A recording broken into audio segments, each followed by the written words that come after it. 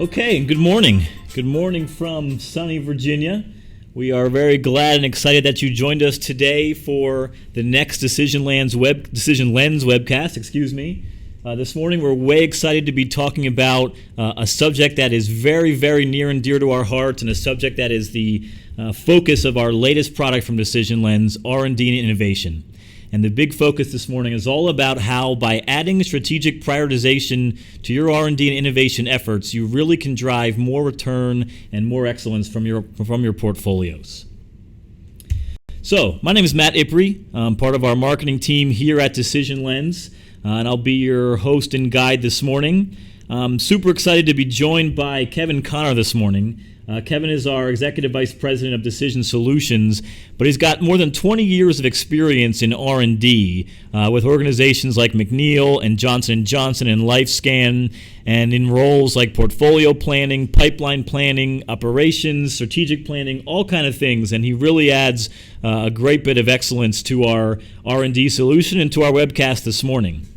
What we're going to do this morning is we're going to chat about R&D a little bit and why strategic prioritization, is important in the industry. We're going to talk about why it makes sense and why these things are big focuses. And then Kevin's going to lead us through a great demo of different ways that innovation organizations can improve their prioritization, improve their project selection to get even more returns.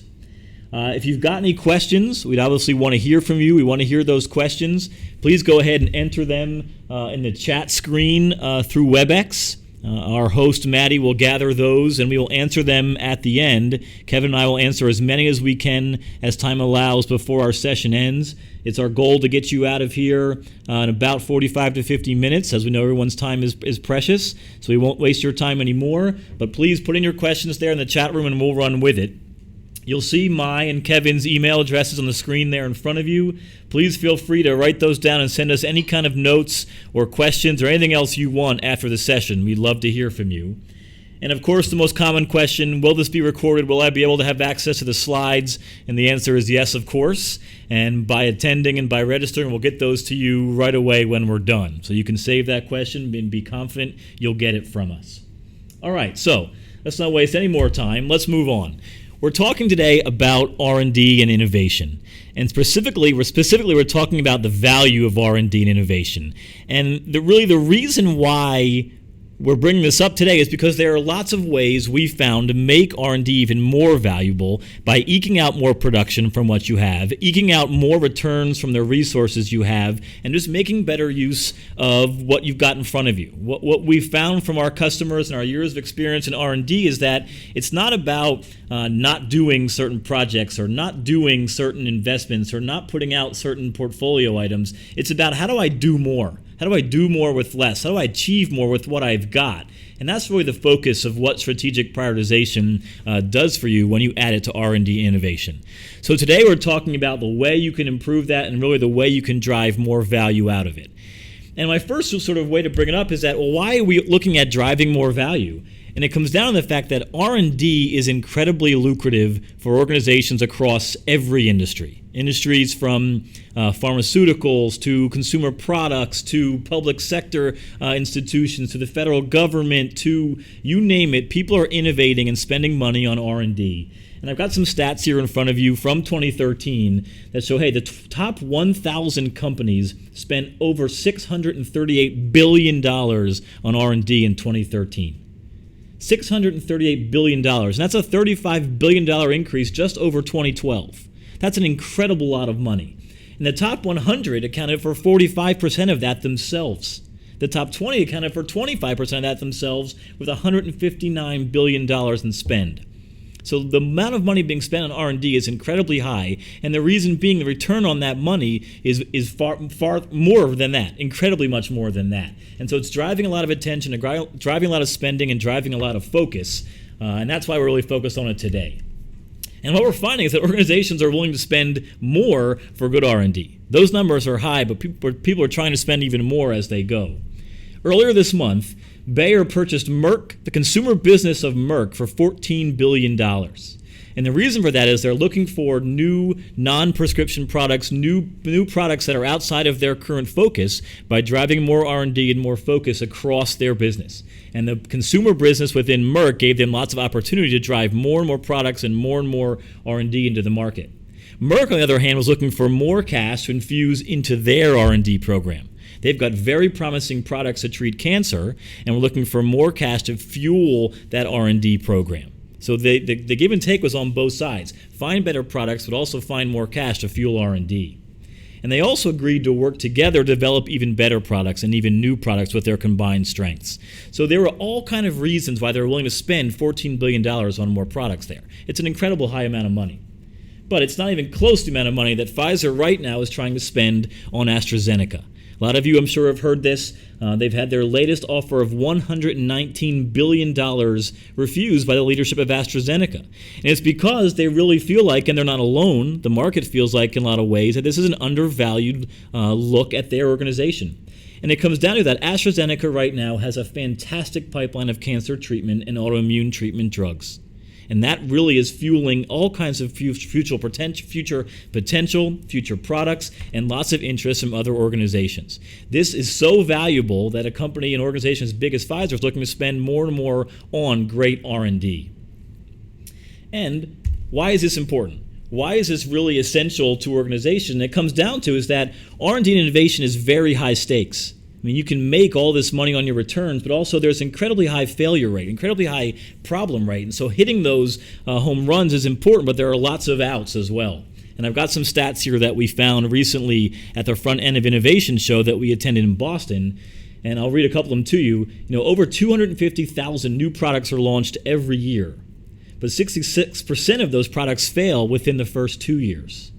96%, that's an incredibly high percentage, 96% of all innovations fail to return their initial cost of capital. That's really, really high. The cost of new drug development, since we've been talking about pharma a lot, $350 million to $1 billion of a new drug. For a new medical device, $25 million to $100 million. So the investment is incredibly high. And the option of the potential of failure is also incredibly high, really leading you to the fact that we have to make the right decisions on what do we focus on, what do we spend on, what do we pay attention to. And really that's what we're talking about today. Failure often stems from poor prioritization, meaning poor selection of where to put my investments. I've got an image here in front of you, and what this is from a Booz & Company innovation study from 2013 of where organizations that do R&D and innovation were spending on technology. Where were they putting their money in technology? And you can see there are four big areas there. Customer insight, what do my customers really want? What are they looking for? What's the market say? Ideation, how do we come up with great new ideas? How do we find great new ideas? Development, how do we build those ideas and really bring them to fruition? And then launch, how do we get people to know about them, to buy them, to be them?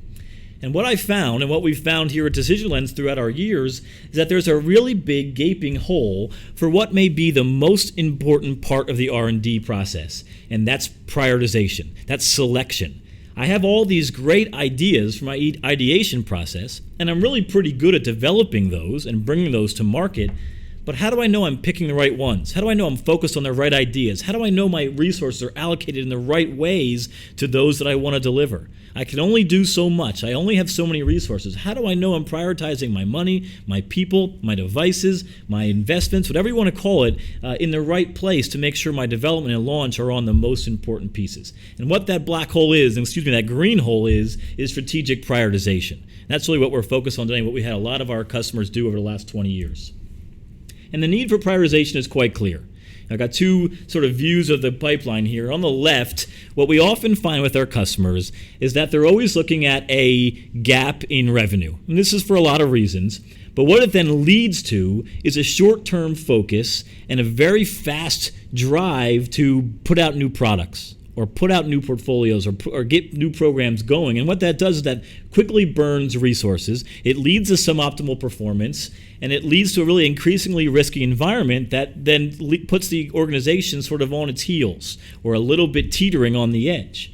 Instead, if they had spent more time focused on their portfolios and did some strategic prioritization, they'd have really selected better investments, focused on long-term, made better use of their resources, and avoided this sort of short-term revenue focus and short-term gaps and short-term racing to put out fires that can really keep a company on edge and keep them looking at the wrong places. And really what that shows is that need for strategic prioritization is big and clear.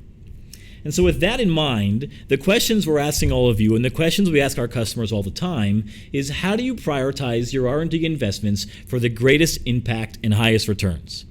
How do you intelligently and strategically evaluate your innovation portfolio and elevate the ideas that will truly resonate in your marketplace? How do you set organizational priorities against which to compare your separate and unique R&D investment portfolios? These are hard questions. Not every organization answers them the same. Not every organization answers them in a happy way. And every organization definitely realizes, hey, I got to spend some more time here. And that's what Decision Lens R&D and Innovation really is all about. And that's what this webcast today and what our launch a few weeks ago was really all about. That's what we really want you to take away. Decision Lens R&D and Innovation is a strategic prioritization and enterprise resource optimization solution for critical decision making in R&D and innovation. I said a lot of words there, and I said them relatively quickly. But what I'm really coming out to is that solutions like R&D and innovation from Decision Lens allow organizations from all industries to think hard about where their investments are going, where their resources are going, and making sure it's aligned to the strategic goals, to the outcomes they want to have, to really what's going to bring them the highest return on their investments. And that's what Decision Lens R&D and innovation is all about. And a couple of big things I want to draw your attention to about the product before we bring it to Kevin so he can show you it in detail is some of the big keys that are part of the brand new R&D and innovation product that I want you to think about. The first is a set of R&D specific decision blueprints. If you're old to Decision Lens, you've heard of decision blueprints before. If you're brand new, what a decision blueprint is a starting point for you and your prioritization efforts and your optimization efforts. They're based on years of best practice, customer success, industry expertise, and they consist of the right industry-specific and relevant evaluation criteria, rating scales, categories, all the different things you'd want to start with if you were going to build a new model for setting better priorities for your R&D and investments. And we've got a number of industry-specific ones that we've put out into the marketplace already, and we'll be adding more all the time. We've got some for consumer products, for federal science and technology, for grant allocation, for manufacturing, for life sciences, for late-stage drug development, all kind of different ones that we found to be the best use of strategic prioritization are available in the Decision Lens R&D and Innovation product. The second big key from Decision Lens R&D and Innovation are the powerful visual analytics you can expect from the solution. These powerful analytics give you the power and control you need to do all the analysis you'd want to do to find those insights, really identify which investments, which budget items, which portfolio items really are better to invest in, really provide me with the better return, which combination of items. It provides you the easy way to see it in a way that a list or a spreadsheet doesn't always do for you. Quickly see which projects should be funded. Filter them however you want. Categorize them however you want. Use bubble charts, line charts, graphs, all the different ways you'd want to look at your data and slice and dice it in different ways to figure out really which are my best investments, which are my best resource allocations. So visual analytics that are specific to R&D, big focus of R&D and innovation. And the third is all about scenario planning. How can you really explore all the potential options you've got, all the potential combinations of investments you may make to allocate your resources, allocating your money, putting details out there? And scenario planning, comparing scenarios, seeing the value of different portfolio options, seeing the value of different scenarios and what makes them up, you can do that right in front of you. You don't have to build 15 different spreadsheets and try and compare them by flipping between windows. See them on one window. See the value that's there. See the portfolio options that are being delivered. See the budget that's being used, all side by side. And by allocating resources within them and sliding them around across a multi-year time period, you can really see where am I having bottlenecks in each of my scenarios? Where am I going to run into some trouble, and how should I try and get ahead of that right now? or which scenario presents me with the least amount of portfolio risk, maybe that's the one I go forward with. Combining value and risk into one really makes it a great way to look at your portfolios and look in your options. So those are really the big three things that I want you to think about with R&D and innovation, especially as you're watching Kevin go through the demonstration in just a few minutes. So, lots of organizations are already using Decision Lens R&D and Innovation for prioritization, for innovation resource allocation.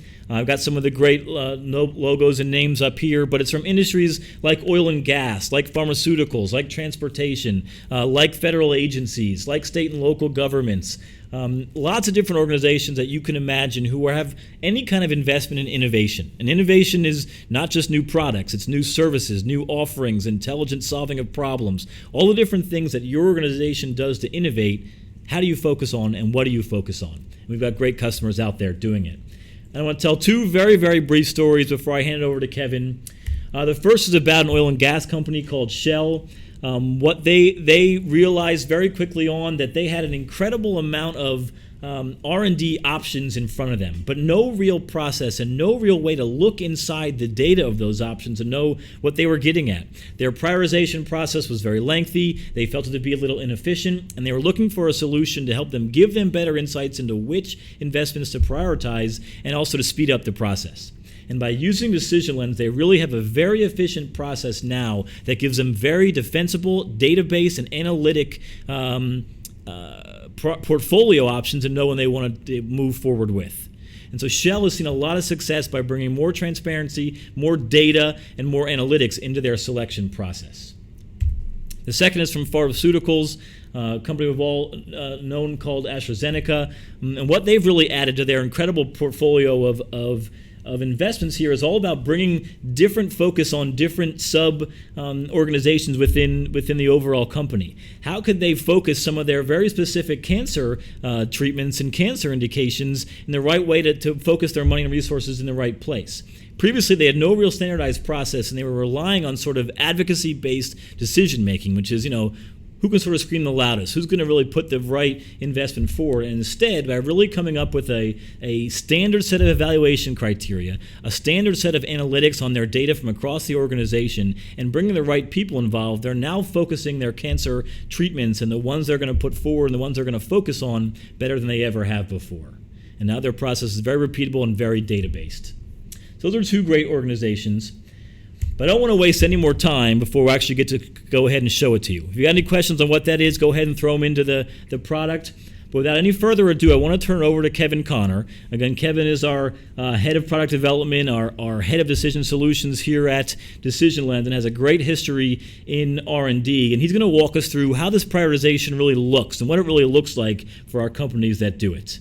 Kevin, I'm going to go ahead and turn you over the ball, and I appreciate it. Okay, guys, great. So hello, everyone, and thanks again for attending today's webcast.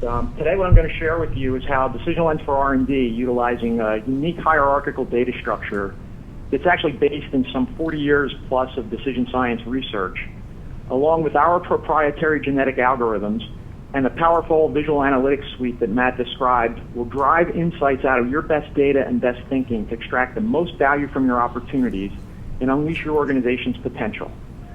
If we look at the three basic steps that we see in the solution, I'm going to focus primarily on the data story for you, and we can go back later if we have some time permitting and questions and answers around the first couple of steps. But primarily the way Decision Lens works is there's a define step where we define the factors we care about and how we measure those.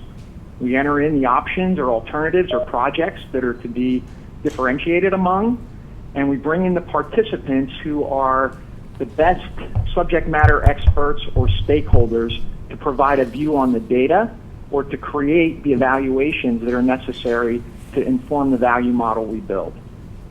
The second step is to collect that data, to use those stakeholders and subject matter experts to inform the data structure and help us actually understand the expected performance of the opportunities on each of the variables we've decided to look at.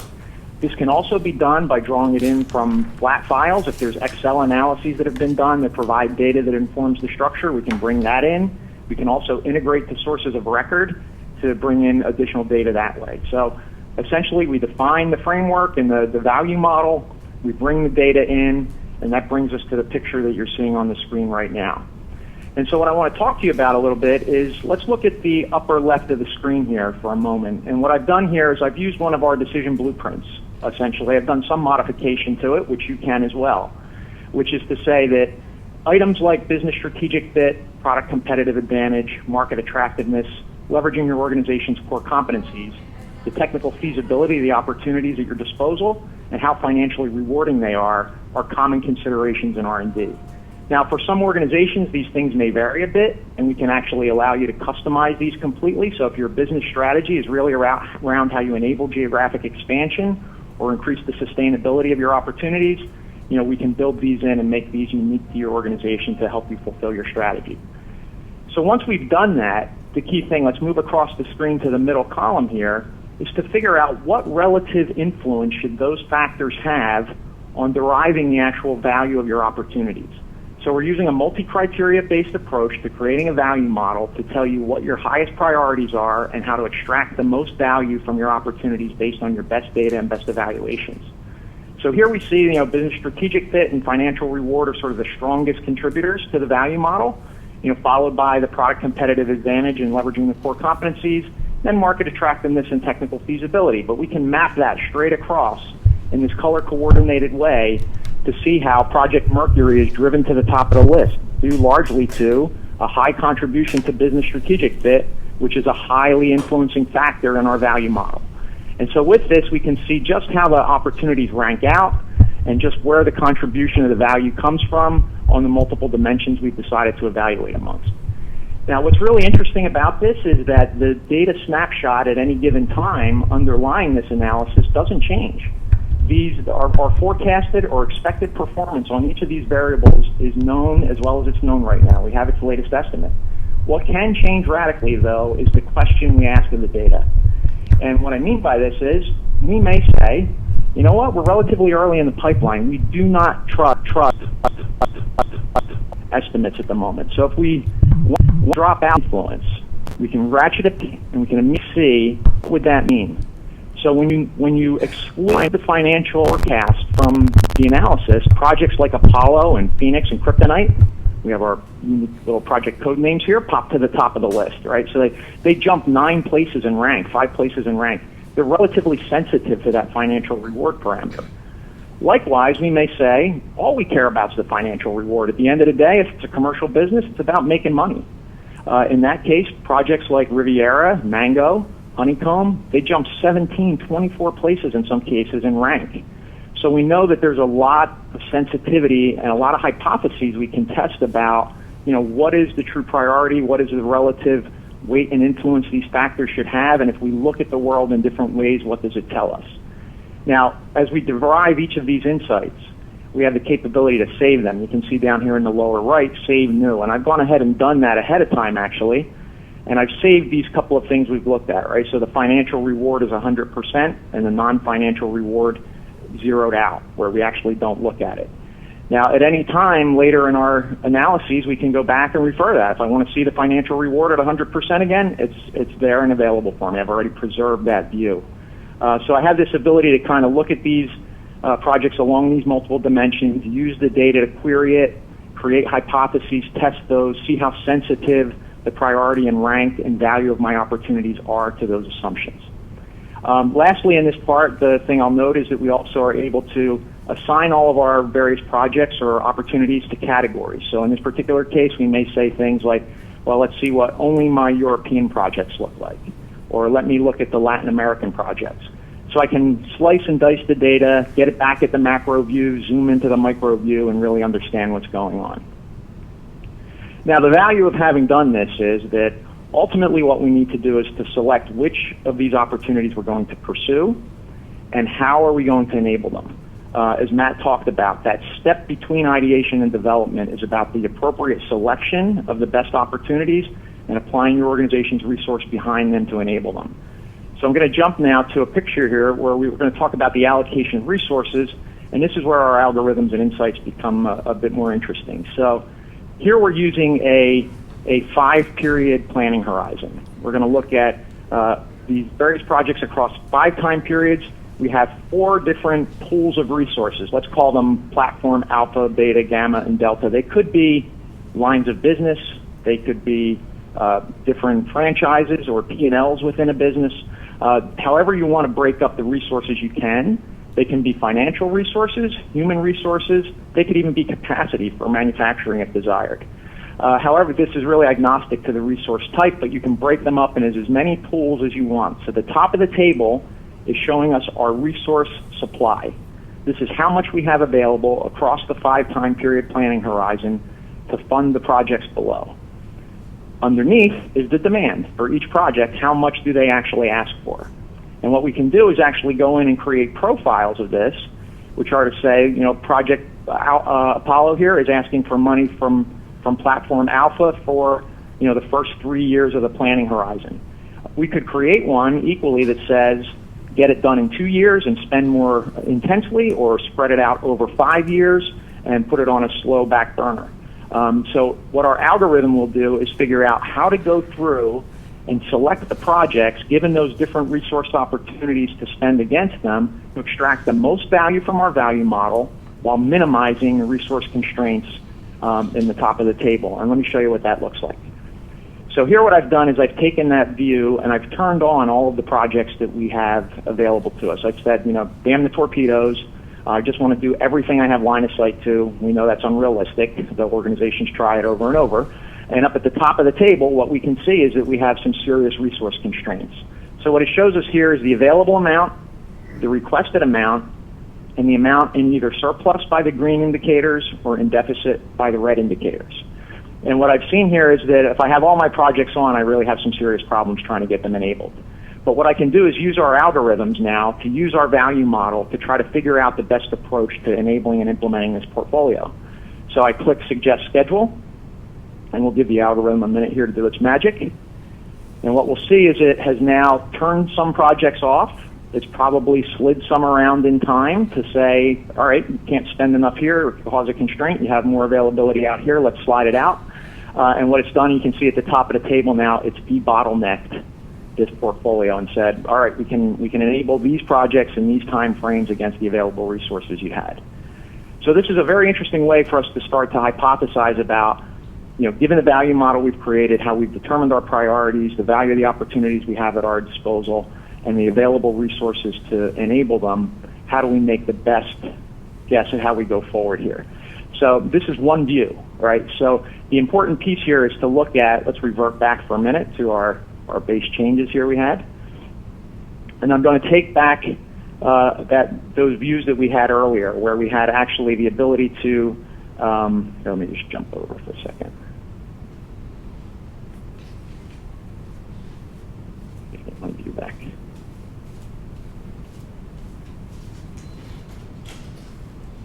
And we're going to compare 3 scenarios. We're going to compare the ones that we set up earlier, where I ran an allocation based on the financial only scenario, which is to say I'm going to use the financial dimension only to select the projects.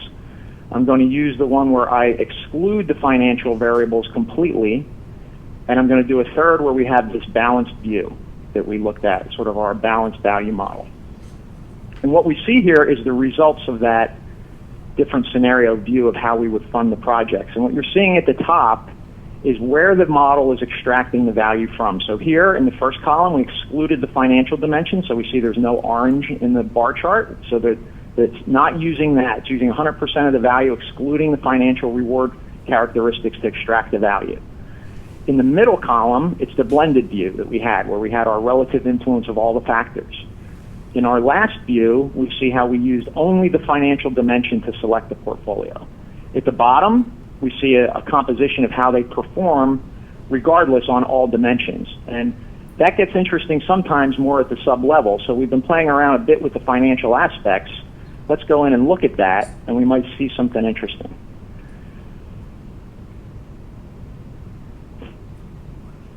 So as it generates this, now what we're going to do is we're going to look at how the model sourced the value purely at the financial reward dimension.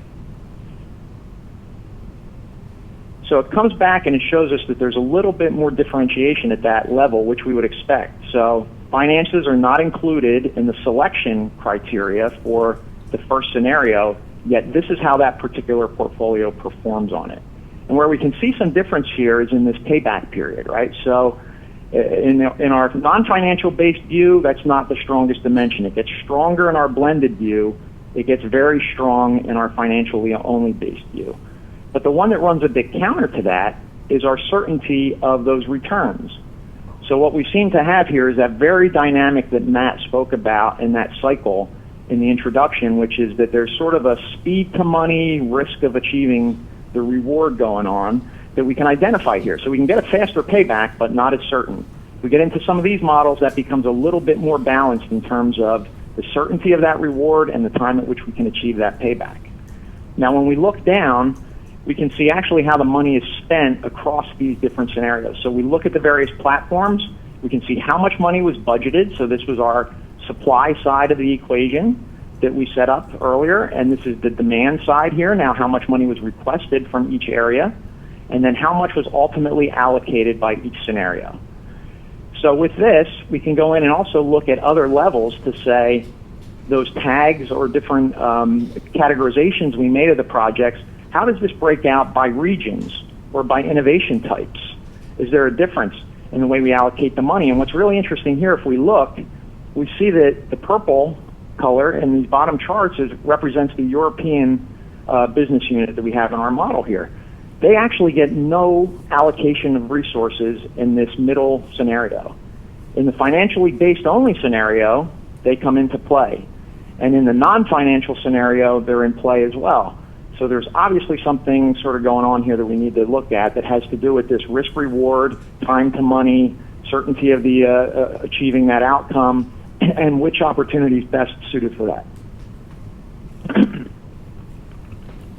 So I'm going to take a switch here and show you exactly what we have happening here. We're going to go in and look at which projects are actually included in the portfolio and which aren't. So now we looked at the macro level overview of the comparisons. Now let's dive into what everybody really cares about. Is my project funded? That tends to be where the conversation goes at the end of the day. So what we can do is across these three different scenarios we've created, excluding financial factors, balanced view, financially driven only, what happens? We can look at which projects are always funded. These projects make the cut in all scenarios. They're robust to any assumption set we're using in this set of comparisons. This set of projects never makes the cut. They're just not attractive enough to the value model versus the cost and availability of resources to actually be put into the portfolio. What becomes most interesting is these that kind of sit on the bubble. They make it in some scenarios, they don't make it in others. And if we go in and look at that particular case we talked about, here's the European ones that were a bit interesting, right? So we see that Project TopCat makes it in the non-financially based scenario. None of them made it in the balanced view, and projects Wombat and Mango make it in the financially driven view. Now we can understand a little bit more about this on a micro level by doing what we call a trade-off analysis. So we'll go in and look at those three projects, and what we can see about them is that they have a bit of differentiation in some places, and what we'll do is we'll take our factor model now that we set up in the beginning, various criteria that we're evaluating amongst, and let's look at where things are relatively similar. So business strategic fit, at least at the macro level, is the same, so let's turn that off for a minute. Technical feasibility, with the exception of Project Wombat's kind of within spitting distance of each other, and if we turn that off, we start to really kind of understand what the nature of the trade-off is between these projects. If we were to take some of that unallocated money and make sure that Europe is accounted for in our budgeting scenario, then what we would see is that we really have an opportunity to consider a project like Mango, which is highly financially rewarding in terms of the forecast to date, but it doesn't leverage our core competencies. Relative market attractiveness, relatively strong, not weak product competitive advantage, versus something like TopCat, not as financially rewarding, but definitely in our wheelhouse in terms of our capabilities, the markets we play in, and our product competitive advantage. So this gives us a really effective way to understand not only going from the macro level to say, what differs between these scenarios, how can we drill in and understand at a micro level on a parameter by parameter basis what those differences are, and help us really understand the nature of the trade-offs we need to make and how we get the best value out of our portfolio. So with this, we can do this analysis on multiple sets of scenarios, look across them, to gain these insights. What we also have is the availability here to do some fairly powerful analysis. So what I'm going to show you here is what our bubble chart looks like. And what I've done is, if we look at our model, there's actually some, down at the lower level, there's sort of some subset analyses that we can do. So what I've done here is I've put market attractiveness on the x-axis, and I've put leveraging core competencies up the y-axis. And for anyone who's on the phone familiar with this, there's a GE McKinsey matrix, market attractiveness against business competitive strength. It's essentially what this is describing. And what we see here is that, there's a lot of, and you might do this more on a business unit level than you would, or a geographic level than you would a project by project basis, but we can kind of look by the spread of the colors, some interesting insights, right? So our Latin American business looks like it's pretty strong here. So if we consider the far upper right to be the invest and grow area, the middle band being sort of selective investment, and the lower band being those things you might want to harvest or divest, we see that the Latin American business has some real opportunity for investment and growth. And so let's look at that. Let's dig in just to that one. We're going to zoom in on it for a minute. And what I'm going to do is I'm going to use now another subset analysis that may be of interest to folks that they may have seen before. We'll go in and look at a couple of different parameters. So on our x-axis, we'll go in and look at the market attractiveness elements particularly. Let's look at the market share of these particular opportunities, or forecasted performance regarding market share on this. And we'll select that. And we'll take our y-axis now, and we'll turn that into the market growth rate, and let's see how that does. And so we go into market attractiveness, we choose growth, and we have now a picture of the Boston Consulting Group's growth share matrix. And what this tells us, basically, you're supposed to consider your lower right-hand corner the dogs, because they're not attractive markets and they're not growing very fast, to ones that are question marks, where the growth rate's pretty good, but the share play you have is not such an opportunity, over to the upper right, which are your stars. These are the fast-growing markets where you have a share foothold that you can build off of and leverage. Down to the cash cows, where you have very good share, slow-growing markets, you can kind of milk those. But what I wanted to point out to you is that once we do this, using this sort of multi-dimensional analysis at the higher level that gives us a very robust value model, that embedded within that are several sub-analyses that are very interesting and can also provide additional insight. So I want to show you just a couple more quick views here on the picture side. Let me just change my settings a bit. Just give me one moment. And if we go back to